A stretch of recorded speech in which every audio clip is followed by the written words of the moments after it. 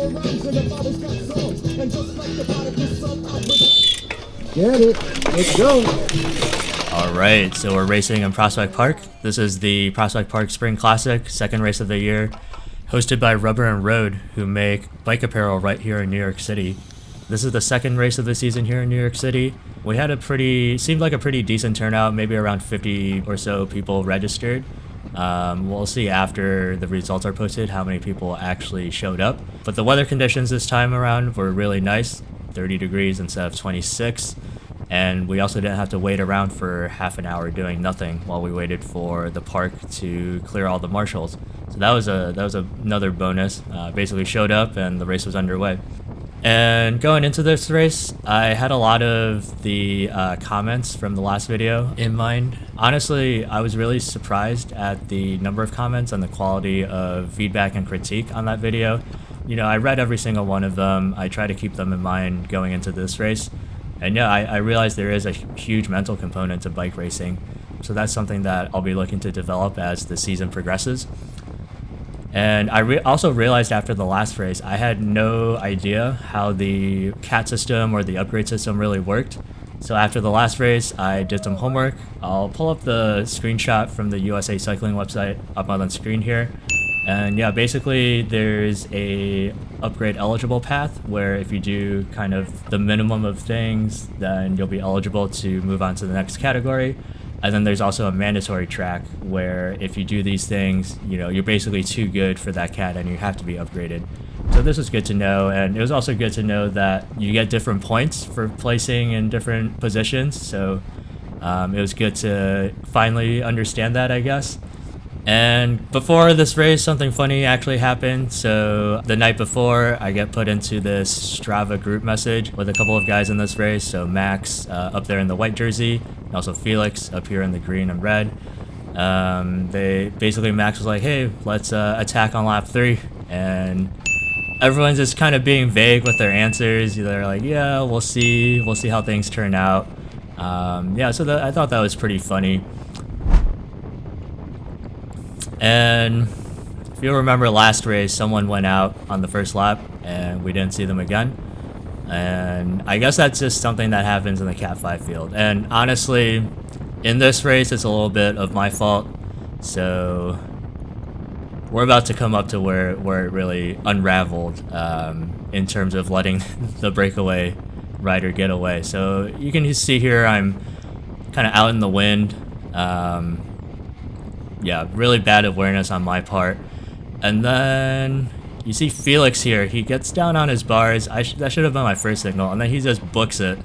Max puts in kind of like a half-hearted dig. I just want to sit on the wheel this early in the race.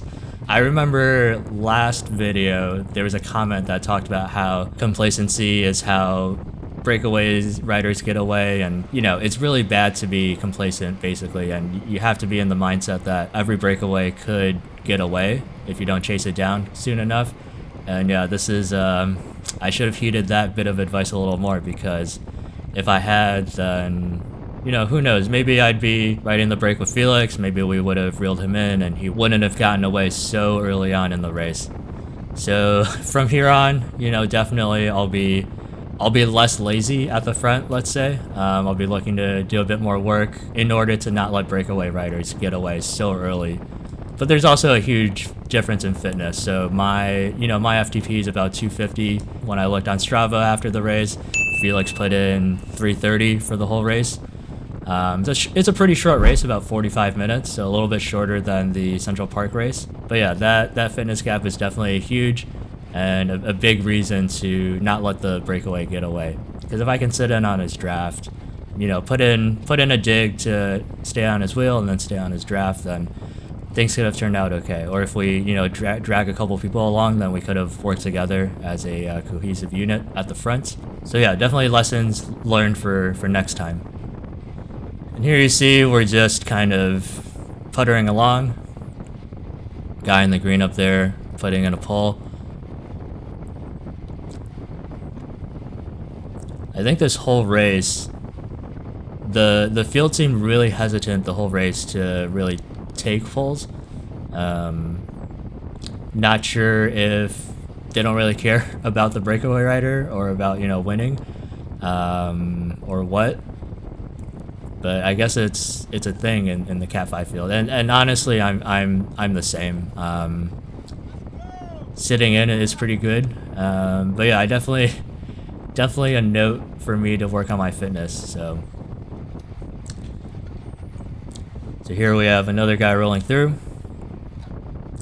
There were a couple teams represented in this race. So we had Pedal Power, the Pedal Power team show up with 3 guys. Team Colado Sportswear also showed up with 3 guys. And then a couple of CRCA guys. CRCA is not really a team, more of a bike club. I'm also in CRCA, but they're the ones who do the Central Park race series in the regular season. The first one will be March 2nd. I won't actually be racing at that first CRCA race. I'll be, and that's because I signed up for marshalling duties. And the reason for that is, you know, if you sign up for marshalling duties, your registration rates for the whole season goes down. So I wanted to sign up for as many marshalling sessions as possible to make sure I get the best deal for racing. The main feature of the Prospect Hill course is this giant uphill here on the northeast side of the course. So you can see where we are on the little map up on the top right, and we're definitely up on the hill right now. So right after this hill is a start-finish line, and then on the opposite side of this hill there's a downhill. So that's kind of like the chill zone, the downhill, and after the downhill is like the chill zone on the course. And this uphill to the finish line is, you know, the opposite of that. So I'm pretty good on the hill. I think this green jersey 195 is still trying to chase this solo rider. We actually see him up there behind the moto. So we did, I guess, put a dent into his lead on that hill.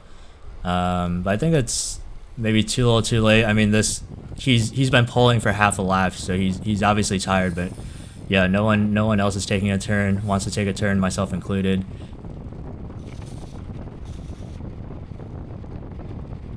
So 195 rolls off, sits up.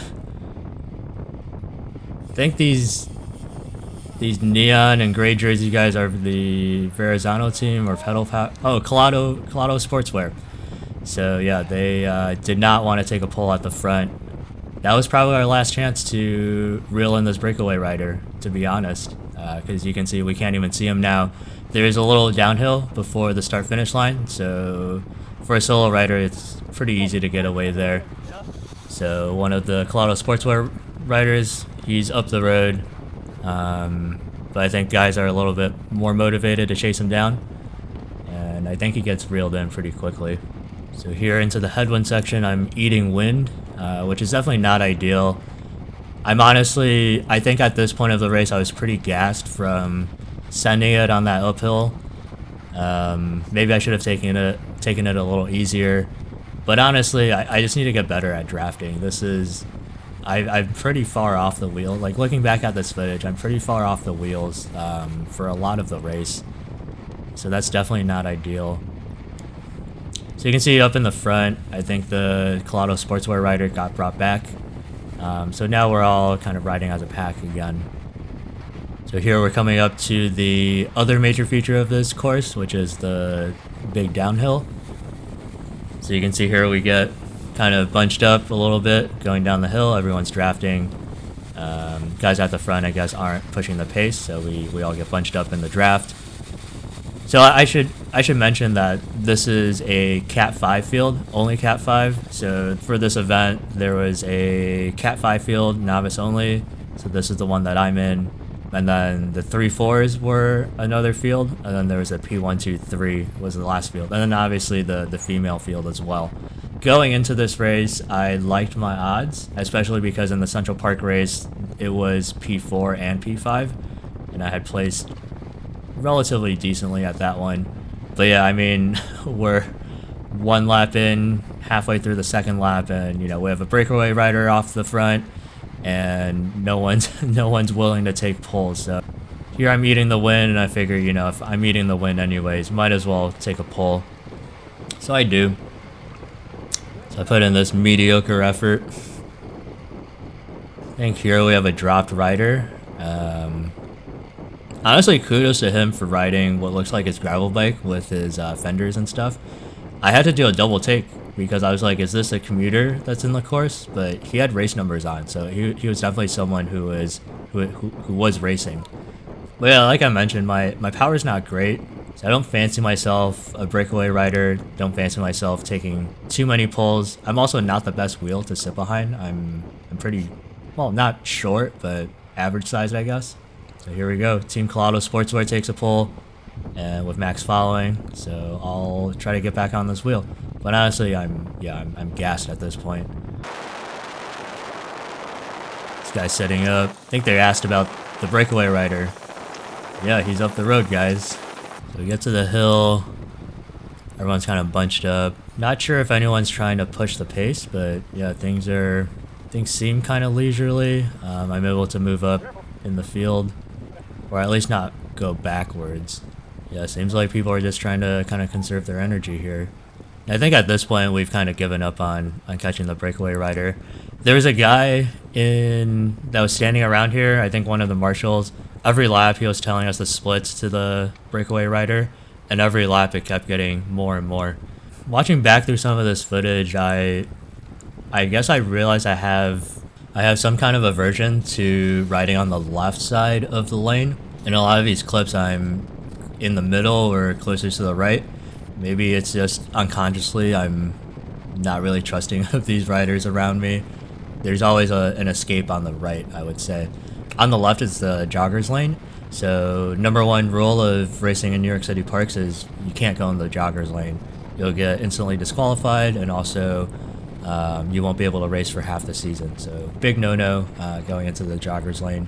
Green jersey guy, line 95, is tired of pulling. Peels off. He's yelling at the other guys in the front. It's like, is anyone gonna take a pull? I think over here I heard some guys in the pack talking about how this is the chill zone. And honestly, they sounded really relaxed. So this was more of like a group ride for them, or at least in that moment it was more of a group ride for them. And yeah, we're all soft pedaling. Like you can see I'm under 200 watts. Like I was doing 100 earlier. I still have some trauma from that pull that I did earlier. But yeah, honestly, sitting in on this pack, we really weren't going that fast, I would say.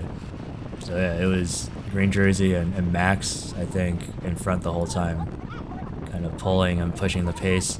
I think here I said, let's bring him back. I think the guy pulling right now is the same guy that almost caused me a crash with a buggy last race. But yeah, this is a pretty good pull. I definitely need to sit closer. He elbows me through, so I oblige. So yeah, I'm leading everyone out onto the hill, I guess. Here we have a commuter. And we hit the hill, and I'm not feeling good at this point. Let's just put it that way.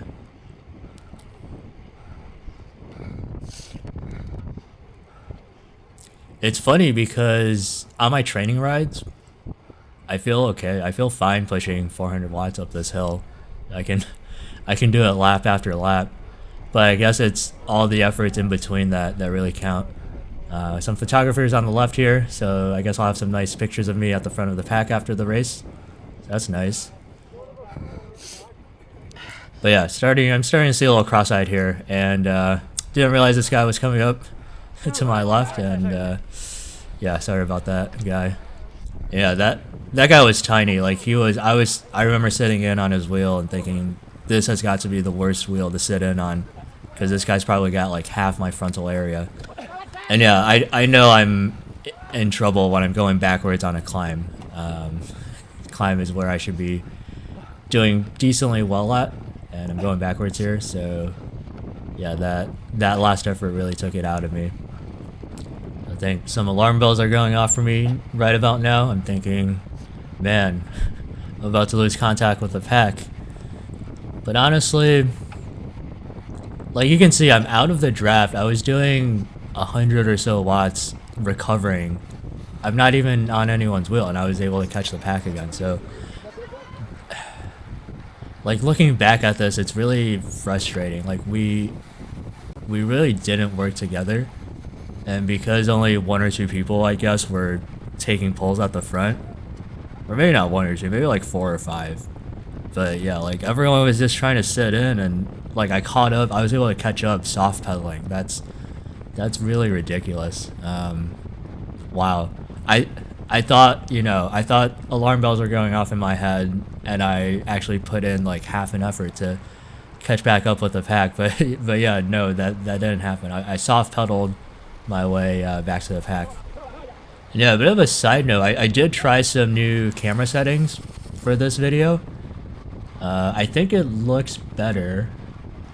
And I also tried some different things in the editing workflow to try to make the video look a little bit better.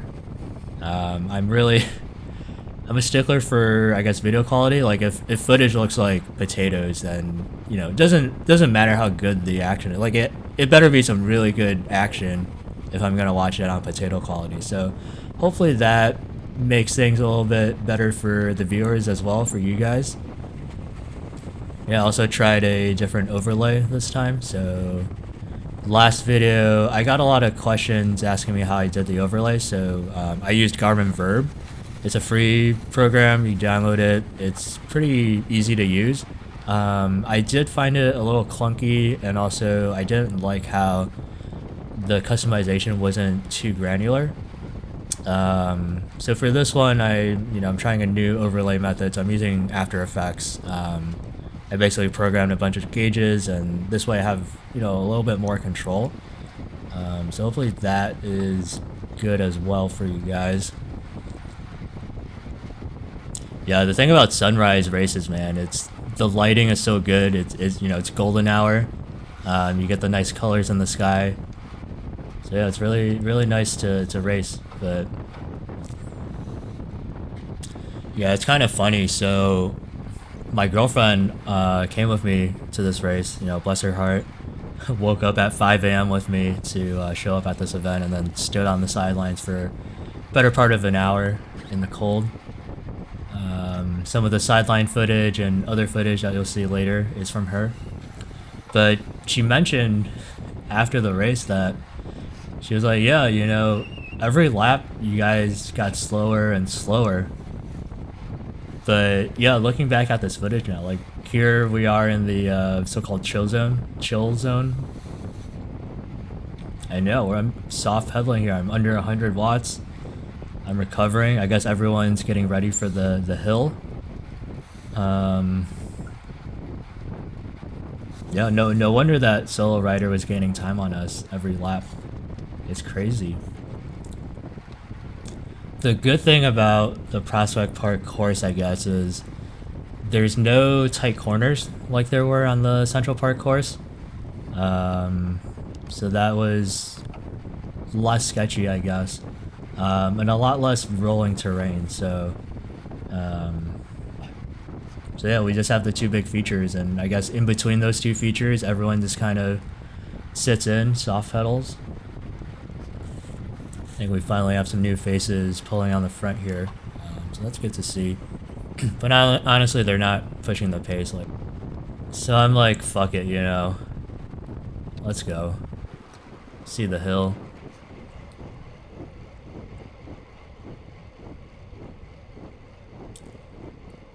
I think this is the second to last lap. I look behind. I think there are a couple people on me. And actually, this hill, it's not steep enough for drafting not to matter. Like, we're still going a decent 18 miles an hour here. I remember one time I drafted a police car or something going up this hill. And that's how I set my PR going up this hill.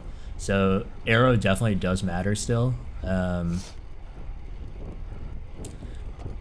But yeah, it's still nice to, first get the photographers, so I'll, kind of guaranteeing some pictures of me at the front of the pack for after the race. But yeah, I know if I'm gassed going up this hill, other people probably are as well. Actually, that's not really certain because the thing I just said about aero. I do remember sitting in on the pack when I was going up this hill. It felt a lot easier.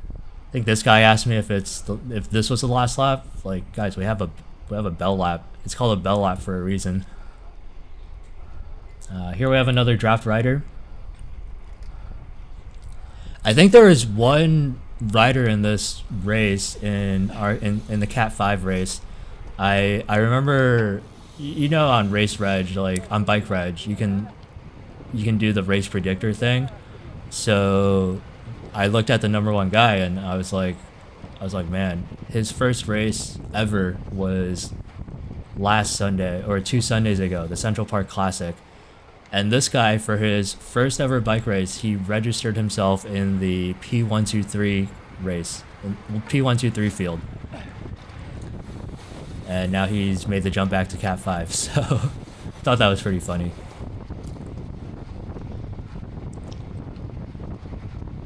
Have a bit of a lead out train here. Don't see too many of the teams represented, but at least we got a lead out train, and yeah, bell lap.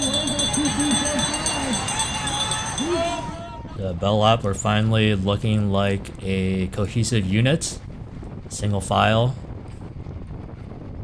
And yeah, I guess single file pace, pushing the pace with the lead out train in Cat 5, this is what it looks like. I think one of the comments on my last video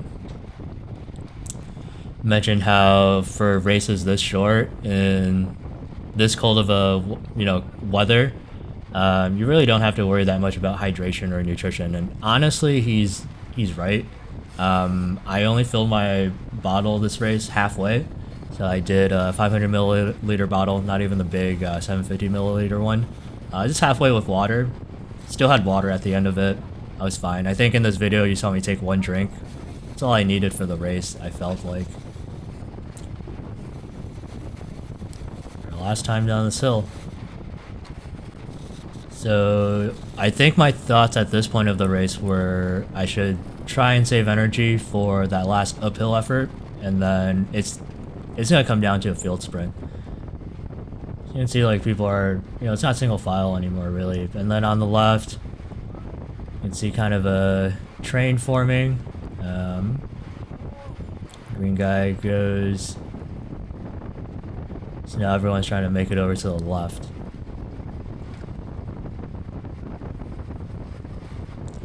But yeah, honestly, not much of a laid out train because they lose their momentum. You can see we're kind of passing them. Like I'm passing them, and I'm not even really on anyone's wheel.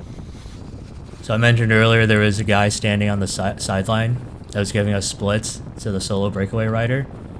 I think on the lap before when we hit the hill, he mentioned that the gap was up to 55 seconds. The lap before it was like 45 seconds, so he gained 10 seconds on us in a lap. I don't know where the other 40 seconds came from, but probably when we were soft pedaling. Yeah, kind of a bummer to lose by such a margin. And I honestly had a pretty big part to do with it. Like, at least the last race, the guy didn't break away when I was sitting on his wheel. But this one, he broke away when I was sitting on his wheel, or should have been sitting on his wheel. And it is what it is. I'm definitely going to take this to heart for the next race, because yeah, 2 races in a row where we get a solo breakaway rider get away on the first lap. It's just, I don't think it's acceptable. So we get the hill for the last time.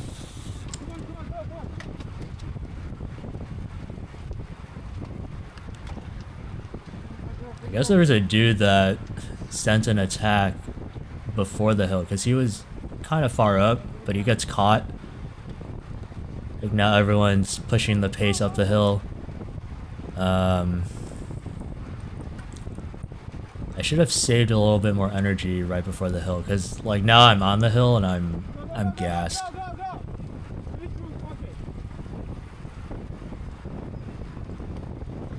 I think the people in the front were pushing pretty hard because we did split into 2 groups. I don't know if it was here or where it happened. Maybe it was here, so I'm kind of dangling off the back of the first group. I don't have a rear camera, but yeah, the guys I was passing, the guys on the right that I was passing, they kind of got left behind. So yeah, this front field is who. Yeah, this front field is who's gonna end up contesting the field sprint. So I get ready. I think with the Cat Hill finish, the uphill finish on the last race, I think it was really nice for me because I got a really clear signal of when to launch the sprint. You know, launch the sprint at the bottom of the hill, and then it's a short enough hill that, you know, by the time you're gassed and out of juice, you're at the top of the hill and the finish line is there. Here, I didn't really have a good launching point, so I kept trying to find wheels, and then I kind of half-heartedly launched, but then I'm too gassed, and yeah, I never really sent a full sprint, so that was kind of disappointing. Kind of a disappointing way to end the race. I felt like I still had gas in the tank, but yeah, guess that's another thing to look for, is just where to launch that sprint. But yeah, overall, good race. I think I got 8th place, so just outside of the point. And yeah, looking forward to racing in the CRCA club races. I think next one is a month away, mid-March. So we'll see you then.